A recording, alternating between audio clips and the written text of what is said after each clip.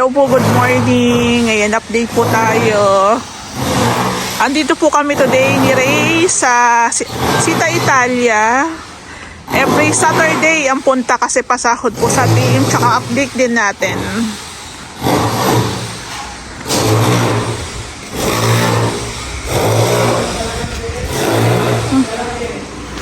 So, medyo maingay lang gawa ng nagagamit mo ng chicken gun. So guys, dito naglagay na tayo ng mga metal framings. Ayan siya.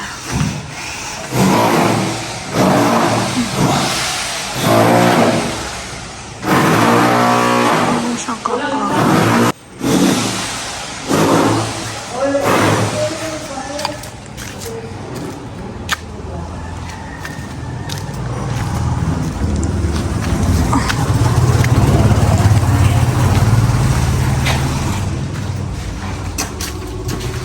Paano muna ako? Mag-vlog ako.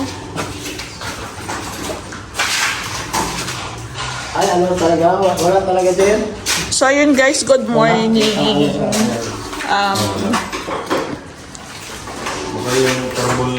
Yung mga PVC panels po na gagamitin dito is na-deliver na po siya. Ayan. So, ang gagawin po namin dito is dito po is meron siyang cove. Pero yung cove po dito is sarado. Mas malinis kasing tingnan pag sarado yung cove. Pero sabi nga ni ma'am dito, bahala na kayo. So yun ma'am, ang prepared ko po dito, since kung hindi pa naman agad matitirahan, isara na lang natin yung cove para hindi po pag-istakan ng alikabok o bahayan ng mga daga at ipis. So guys, dito ang napili ni ma'am na gagamitin is brown. The rest, white na. So metal framings. So andito na. Nagdala na po kami ng flexible, tsaka dalawang box po muna ng wires. Tapos yung mga ibang small materials. Ayan, mga W clip na kailangan po ng team. So ito, tawag ito, electrical. Tapos, kumuha na rin kami ng cornisa. Tapos meron na rin po itong skin coat na gagamitin po sa pagmamasilya, pagpipintura. So guys, ito magwa-wirings, kaya andito yung ating electrician na. Since nabuo na po yung ating metal framing. Sarado na lang. Sarado. So, ayun guys, yun na lang po ang gagawin ng team. Tapos, pagdating po sa mga ilaw, bahala na lang din kami. Kasi sabi naman ng may-ari, malaking tiwala sa amin nun. Kaya sabi niya, kayo nang bahala dyan. Dito naman po sa may kitchen area, isang ilaw na lang po ilalagay namin dito. Naka-center na lang. Tapos, yung dati pong lababo ni ma'am, tinanggal kasi ayaw ni ma'am yung tiles dati kasi parang mga mga maliliit tsaka parang sira-sira na. So, ito, medyo same lang din. Same lang din, pero mas matibay na to. Ayan po. Complete to, di ba? Complete. Sarado lang. O, sarado na yan. Ay, sabihin wala na. Complete sa center. So, dito maraming pa pong tatanggalin, babaklasin. Ito yung ating CR. Ayan. Dito rin po meron na rin pong, isa lang. Dito meron din po siyang metal framing na. Pinlight lang, boss. Wala, ano ba yun? Center lang. Puro center light na lang to. Wala na bilahin. Huwag na. Tapos, dito, Isa lang. Isang center lang. exhaust. Exhaust din. Lagyan nyo. Lagyan nyo ng exhaust. Butasan na lang doon sa may lalagyan ng exhaust. Yung bukas yun bro. Sa pader. Doon sa medyo taas. Islam. Islam. Lagyan natin yung tatabi. Yung ilaw dito, ito lang mismo yan. Yan lang. Hindi ito. So bali guys, ito po yung itsura para makita rin ang may-ari. Ito po yung ating PVC panels. Yan. Tapos, ito yung white. Ito yung white. So, itong in-order po namin na PVC panels, para lang dito po yan sa baba. Yung sa taas, tsaka na muna kasi hindi pa namin nabilang. Tapos, ito po yung fine seam board na gagamitin pong pangsara dito sa ating, or pantakip dito sa ating, tambol. Yan. So, maganda, hindi naman masyadong mababa ang ceiling dito sa Sita Italia, kaya carry lang nalagyan natin ng tambol o ng cove light. So, maganda rin siyang tingnan.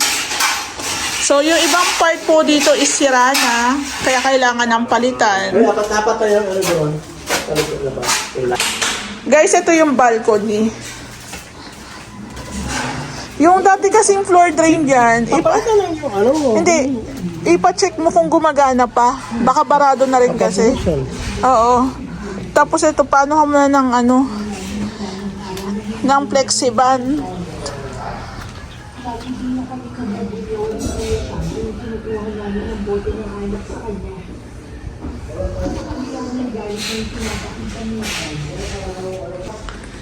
Pati po yung roofing nila ma'am is i-check po namin to. Parang wala naman siyang leaks kasi yung bahay malinis naman, walang mga tubig-tubig, pero ang gagawin po namin dito is lilinisan, then lalagyan po,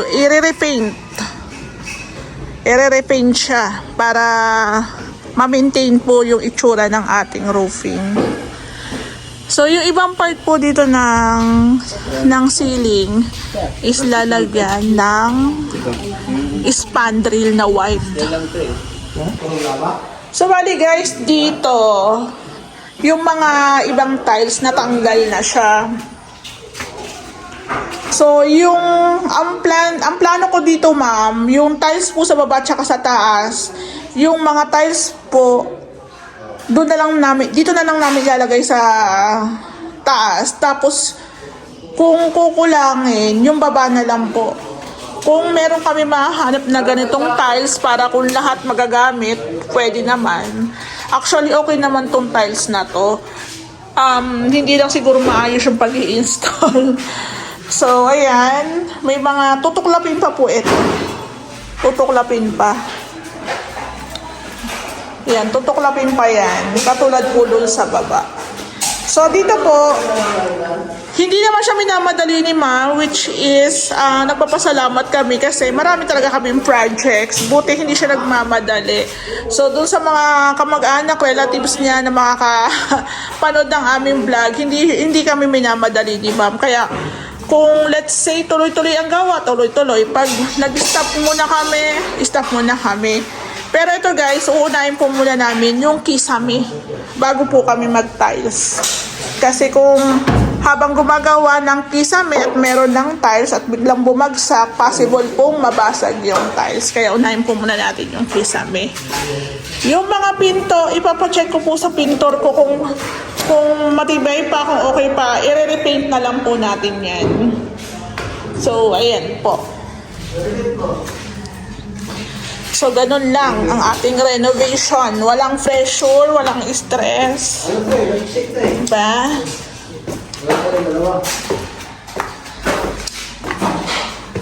So, bali guys, ito na yung update. Ayan.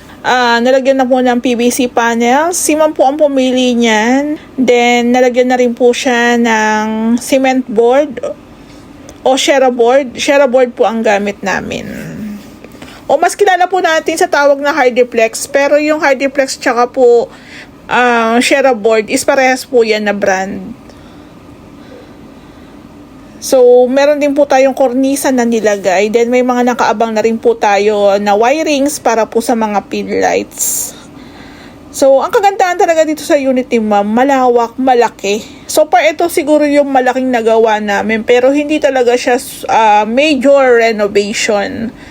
So, pati po yung wirings ni ma'am, binago rin po namin. So, papalitan din po namin siya ng panel board. Then, yung kitchen area ni ma'am, ayan, nasinsil na yan. So, ang order po namin ng materialis dito, pakonti-konti lang. Kumbaga, tansya-tansya lang. Kung, halimbawa, 10 semento muna, 20 na adhesive muna. So, pag nag-order naman po kami, tinatawag lang po namin. Hello po, good morning. Update po tayo. So, after election, eto na tayo. Trabaho na ulit.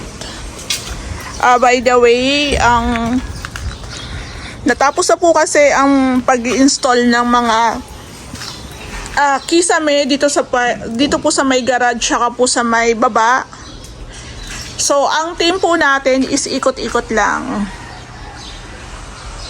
So, dito po, meron na tayong metal spandrel. Papasukan na rin po ito ng pintor. Actually, hindi naman ito minamadali ni ma'am, pero sabi ko nga, ikot-ikot lang hanggang matapos. So, dito po sa loob, natapos na rin po yung paglalagay ng cove. Resist ceiling po ito. Ayan. Tapos yung mga gagamitin po naming metal spandrel sa may labas, kasi nga po sira na po yun dito. Sira na po talaga. Ayan o. Ayan, sira na po talaga yan. Wala naman si ma'am magiging gastos pagdating po sa roofing. Kaso yung pinakakisami po sa labas is talagang sira na. Kaya nag-decide po kami ni Ray na palitan po siya ng metal spandrel. Kung mapapansin nyo, may mahaba, may maiksi. Depende po kasi dun sa paglalagyan dito. So, paikot po yan. Ayan po, kung mapapansin nyo. So, hindi na po siya madadala ng pintura. Tingnan nyo naman guys. Hindi na siya madadala ng pintura. So, kung aayusin namin to talaga, ayusin talaga ng maayos. 'Di ba? Kasi sa tagal po ng bahay, rumupok na siya eh. Sira na eh. Ayan o. Ayan po. Although, yung pinaka-roofing, wala namang problema kasi wala naman siyang leaks. So, lahat po dito ng kisame sa labas is lalagyan po ng metal spandrel. So, andito na po yung ating tile setter. Yung mga tiles po na natanggal is ikakabit po sa taas. Ito pong mga ganito. Actually, sabi ni ma'am, kahit wag na muna. Kaso, may nabili na po kasi kaming adhesive, semento. Baka naman po tumigas yan. Kaya, since available na rin po yung aking tile setter, pwede na, 'di ba? Pwede nang gawin. So, sa taas po muna, yung mga tiles po na natanggal ng maayos, doon na po namin sa taas ilalagay. Tapos, papapiliin ko na lang po si ma'am ng tiles para po sa bathroom. Dito po sa bathroom natin, tsaka po sa balcony. Yun po, pwede ko na siyang ma-order. Ayan o. So, nakaraan, bumili na rin po kami ng lababo. Ayan. Ito. Kaya po yung ibang team ko dito is wala na. Pero yung installer ko po ng kisame, babalik yun. So, dito po sa may baba, lahat tayo dito, naka-PVC panels. Ayan, ang ganda niya, di ba? Ang kulang na lang dito ilaw. Pero ang ilaw naman po pang huli na. So, dito po sa kitchen area, naka-PVC panels tayo. Na white na lang. So, dito guys, maglalagay tayo dito ng 60 by 60 na box flush. So, ito po mababawasan po. I mean, ito po, yung bintana mababawasan kasi papalagyan ko po yan ng CHB para isang buo po namin mailagay yung 60 by 60. So, ganun lang. Kasi dito po parang nasa I think mga nasa 40 lang po ito. Pero mas maganda 60 na ilagay natin. Tapos imumove na lang natin itong outlet. Ayan. So, ito yung ating, nauntog ka. Ito po yung ating inodoro. Diyan pala ilalagay. Ayan. So guys, kung makita nyo yung aming vlog, maganda yung ganitong kontrata namin kay ma'am kasi no rush siya. Nasa abroad, so kasi tulad niyan, marami po kasi talaga kaming projects nagkakasabay-sabay, hindi naman maiwasan yun. Pero yun nga, mas convenient din sa amin as contractor na hindi kami mamadaliin. Ayun, so kung kaya naman ng labor, tapos walang pressure, walang stress, why not? Ito nga po pala, since matagal na yung unit nila ma'am, lahat po ng existing na wirings tinanggal or wala na, pinatay na siya. So, bali, panibagong wirings po kami dito. Ayan. Para sigurado po yung gawa. Kasi mahirap hindi namang existing na yung bahay. Mahirap naman kung may problema sa wirings, hindi namin alam. So, yung electrician naman natin, legit naman yon. So, chinek niya yan. Andito pa rin po yung ating panel board, which is okay pa naman, mapapansin nyo yan, no? Kulay green na lahat yung ating wirings. So, lahat yan meron. So, sa second floor, din na lang po ako aakyat. Same pa rin naman, doon naman ang gagawin. Dito may mga kasama si Kuya Joan, tile setter natin, pero hintayin na lang niya. Kasi may pinuntahan. So, baka sa susunod, magdagdag kami ng mga materials para sa ating, sa pintura. Ayan. So, dahan-dahan lang. Gaganda naman to. So, thank you po ulit kay ma'am sa pagtitiwala sa amin. Bali guys, dito ang unang ita-tiles. Ayan, meron tayo ditong mga wires. Ayan po yung box natin. So, may mga part po dito na binuksan para i-check po yung ating wirings. Ayan. Actually, yung pinaka-ilaw po nito, yung existing na lang din kasi hindi na po namin tatanggalin yung buong kisame. So, pinapasilip lang namin kung ano po yung itsura. Kung wala pong magiging problema. Ayan. So, yung mga tiles na yan po, ibabalik. Ito. Ibabalik yung mga tiles na yan. So, eto. Bakit ganyan yung bubong? Ganyan ba talaga yung bubong? Bakit sa labas iba itsura? Ato lang yun. Hero yun. Yero, tapos pinatungan? Talaga? So yun guys, may mga butas tayo dito. Kasi nga po, chinek yung wirings. Ayan. Ayan chinek po yung wirings. Kaya may mga butas dyan. All goods naman po yung roofing dito. Walang problema. Ayan, Ayan po. So, picturean lang natin para alam ni ma'am na binago po talaga namin ang wirings dito. So, dito po sa may balcony, itatiles po namin to. Ayan. Napahira na po ata to ng plexiban. So, meron ditong mga ilaw din. Ayan, nakaabang na. So, may mga ilaw kasi to. Yan ay mga ilaw dito. So, plexiban po yung nilagay. So, ito babaguhin natin to kasi puro kalawang na. Ayan. Actually, maganda talaga yung kalidad ng roofing nila kasi nung pinasok po namin to and according sa may-ari, wala naman pong leaks.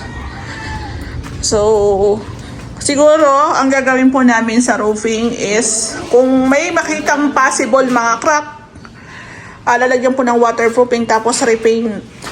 Ayun. So, yung pwede pa pong magamit dito, like pinto, stay pa rin, tapos repaint. Siguro yung mga hinges, siguro ito, mga papalitan na talaga to. Palitan na. Kung pwede pa namin kasi, kaso ito, may nakita ako dito, nakabuka na, oh. So, gano'n na lang, ma'am. Pag napanood mo yung vlog ko, kung ano yung pwede namin i-recover dito, recover pa rin, tapos stay pa rin. Yung pwede ng palitan na rin po talaga. So, imagine ang tagalan ng bahay pero walang leaks. So, ang galing nung gumawa.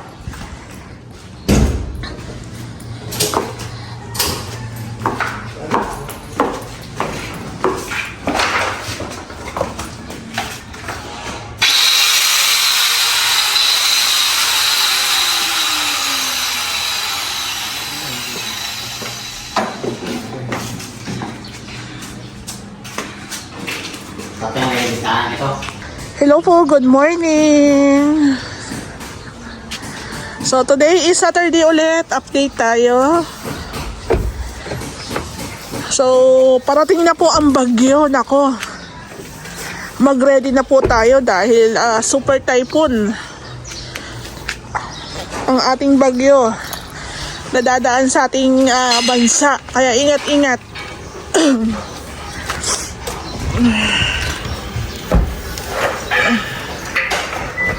So, buksan natin. Ay, mabuksan. Oo nga.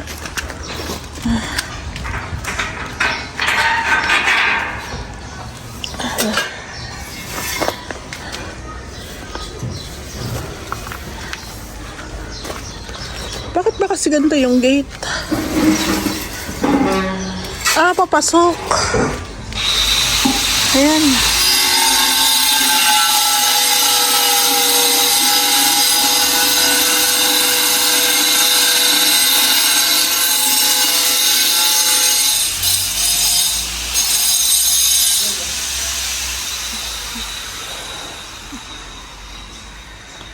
So guys, parating na ang bagyo. Nako. So update po tayo. Nakaraang Sabado, hindi po kami pumunta ni Ray. So bali guys, ito, inumpisa na po nilang i-tiles yung ating bathroom. Ayan. Bathroom po muna bago po dito sa living area. Ayan po. So, akyat po muna tayo dito sa taas. I-check po natin yung mga kaganapan. So guys, ito yung unit ni ma'am dito sa Bacoor na ito na po yung tiles.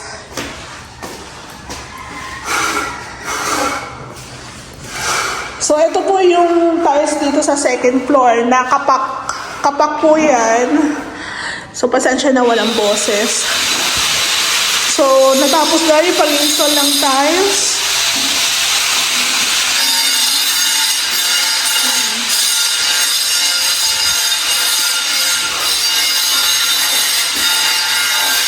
Hindi na siya kapak.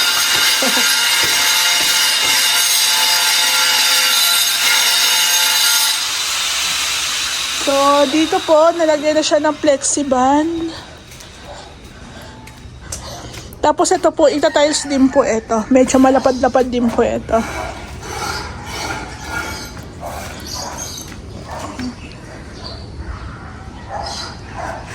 So, yung mga bintana po natin dito is papalitan ng sliding. So, ang dami nito. Oh. Ito, paasarahan mo na to. Tapos ito na lang yung maiwan yung square. Dapat ipasunod pa rin to i-tiles. O hindi mo na. Wag mo na, no?